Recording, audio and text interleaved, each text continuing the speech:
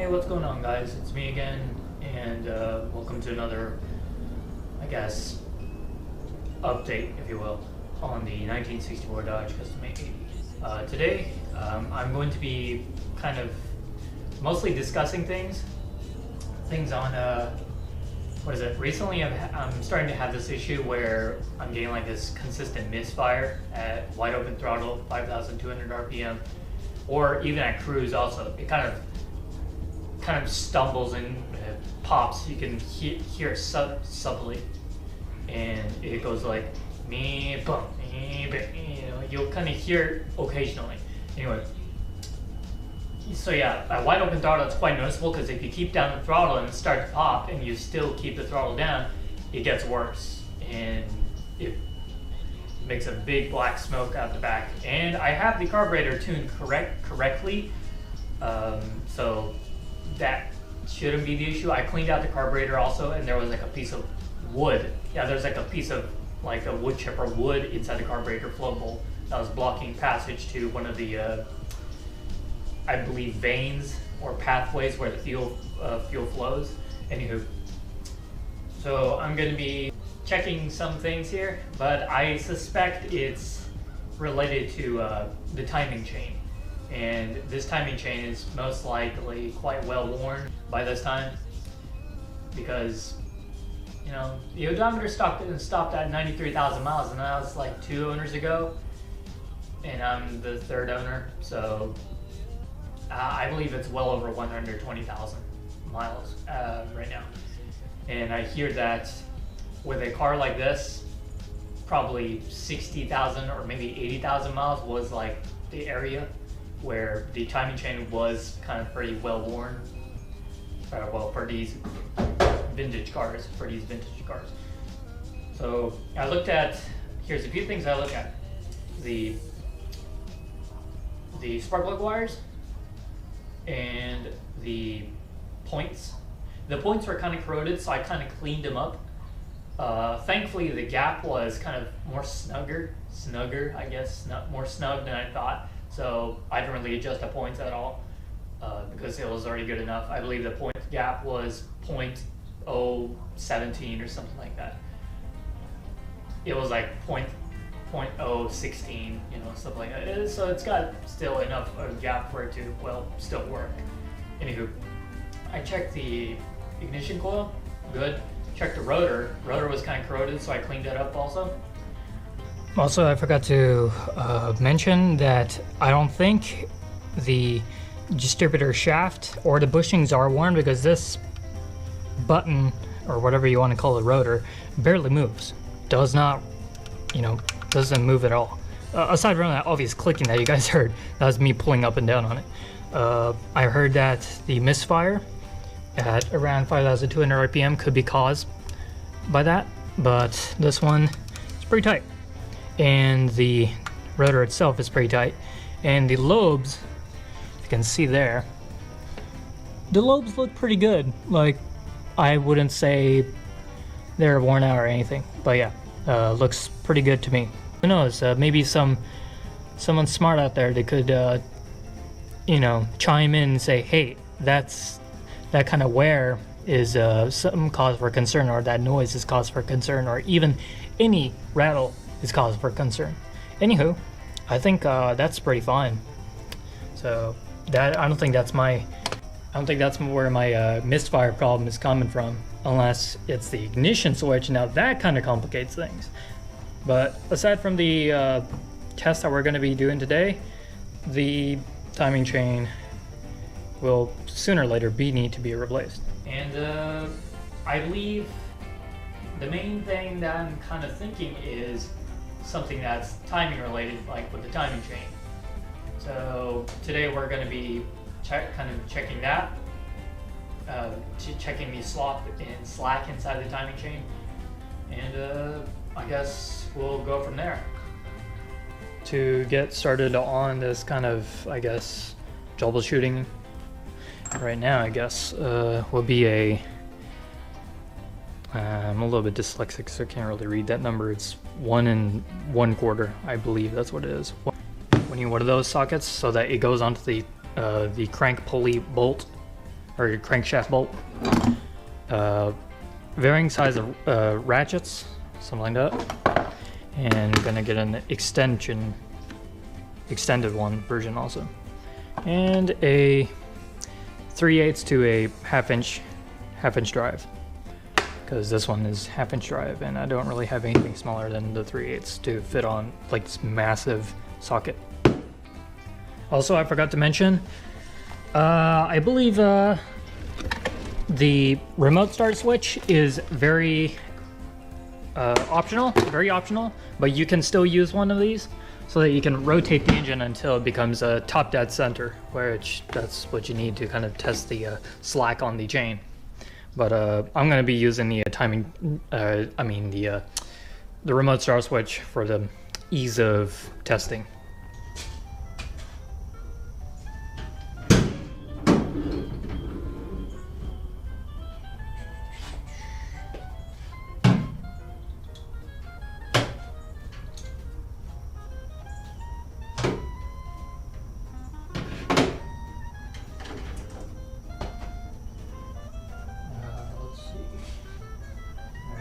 Let me go get some extra light.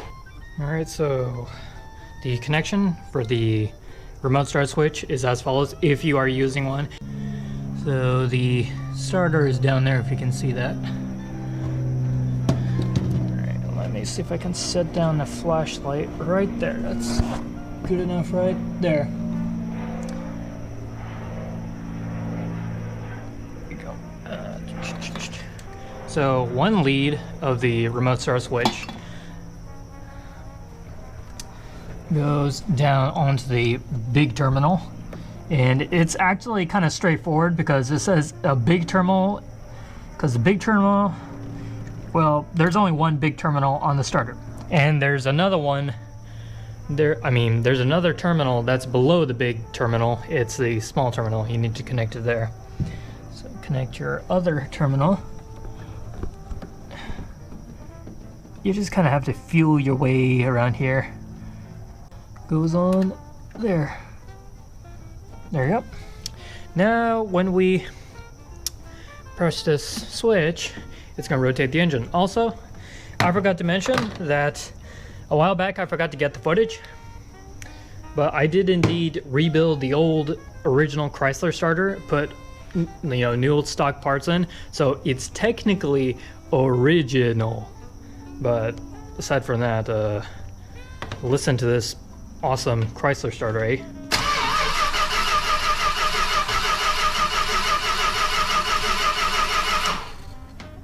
Yep, sounds good, doesn't it? Anywho, right back to business. Set you guys down somewhere around there on the passenger side so that you guys can watch the timing mark coming up as I rotate the engine. Alright, I'm gonna start rotating the engine, so it might get a little bit loud down there, so lower your volume if you need to. Where is it? Where's that pesky timing mark? Oh, there it is. Wow, that was pure luck, but if you can see that, the timing mark is just at 0. I think I got a knack for pushing buttons like this.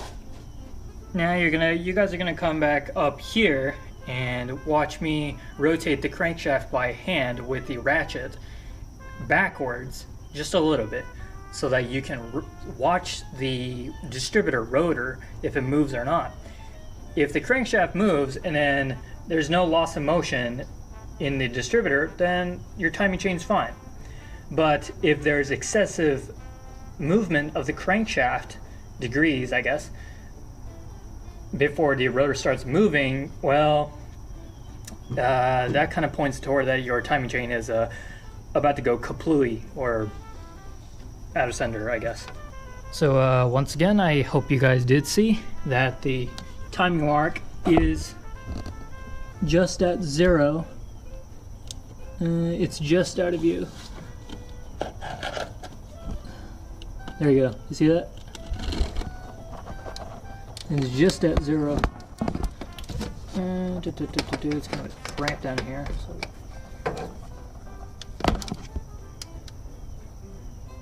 it's just at 0, if you can kind of see there. We're gonna pop the distributor cap off so we can watch the movement of the distributor in reverse. I believe I may have called it a rotor earlier, so I apologize for that. Okay, here's the distributor here. Take the clip off on that side. Take the clip off on, where is it? Oh, here it is. Take that off, and off she comes.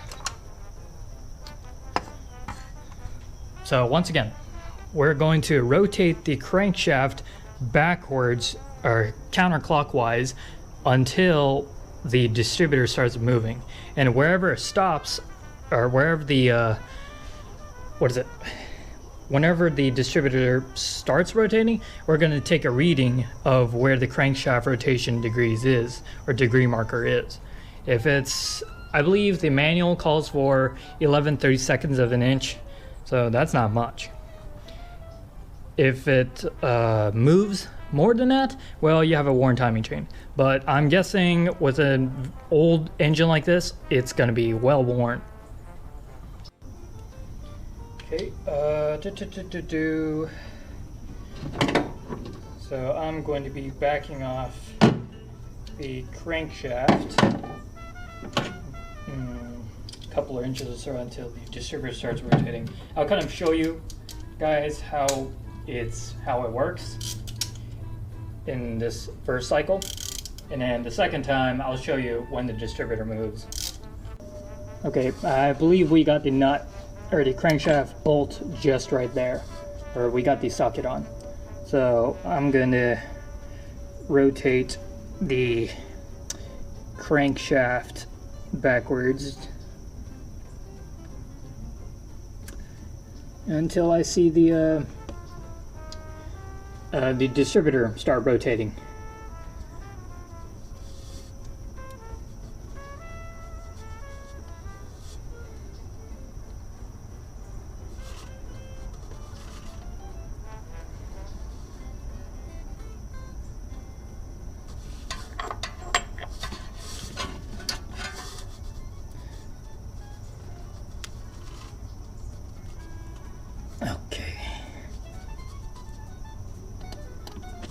Oh, okay, the distributor started to rotate. So the distributor started rotating at around, that looks to be maybe 11 to 12 degrees. Yeah, 10 to 12 degrees of crankshaft rotation until the distributor started rotating. So I'm going to show you that, guys, up here, how it looks like. Also, just a quick tip. When you're doing this little timing chain slack test or slop test, it's imperative that when you back up on the or when you go counterclockwise on the ratchet, and you kind of didn't really have a good look at the distributor when it started moving or something like that, don't just ratchet it forward back to number 1 again and back to 0 TDC, because that way the timing chain is slacked again. So then what I do here is I would rotate the engine with the remote start switch until number 0 comes back all around again, and then I could perform this crankshaft slop test more accurately without any more, I guess, variables. Okay, so I positioned you guys at the distributor, and I'm going to rotate the crankshaft until it becomes, well, until the distributor starts rotating, really. So I'm going to rotate the crankshaft bolt. Where's my ratchet? Here it is. We are going to be going counterclockwise, and we're going to start rotating the engine until the distributor starts rotating.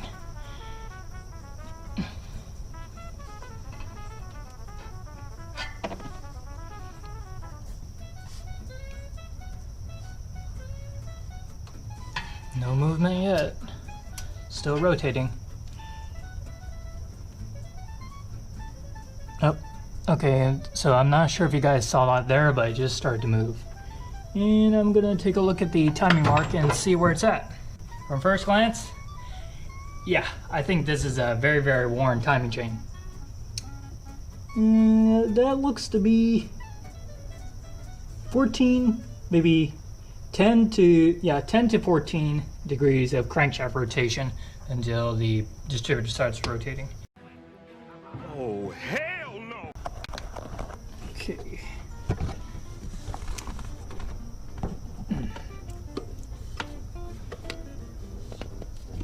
Let's see if I can adjust this light so it's not blinding.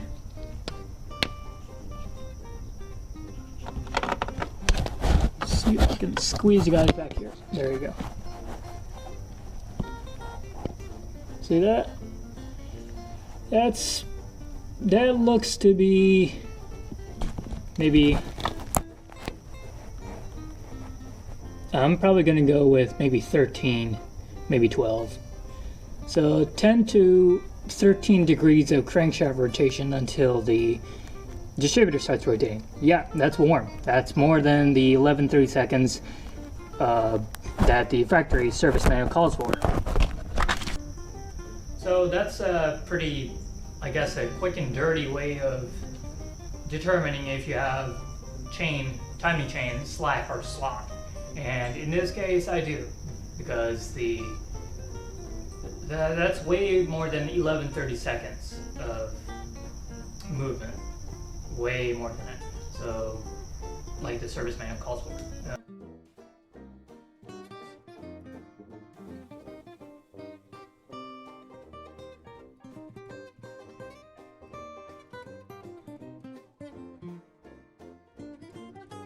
Because the information is hard to come by when you're fixing cars like this. Anywho, so in the near future, yes, you guys will most likely be able to see me tearing apart the front part of the engine, so removing the radiator, just removing all the hardware just to get to the timing chain. And we'll see how sloppy the timing chain is. I mean, we kind of first-hand saw it there, but we'll be able to physically see how sloppy the chain is. Yeah, so I think that's it in the meantime. And I already ordered the parts for the timing chain. I believe it'll say Cloyes C3044 timing chain. It's a single bolt cam. So I mean, honestly, I'm not really looking for performance gains for like converting to a 3-bolt or something like that, but I'd have to tear up the cam for that. Anywho, and I got a timing chain cover gasket. I believe it's Mr. Gaskets set. It was not cheap. It's $60 for one piece of gasket. It's not worth it for that price, I'd say. I probably could jury rig something up and make it work. But anywho, and yeah, so that's a quick and dirty way of testing your chain slack or slop. I hope it has been informational.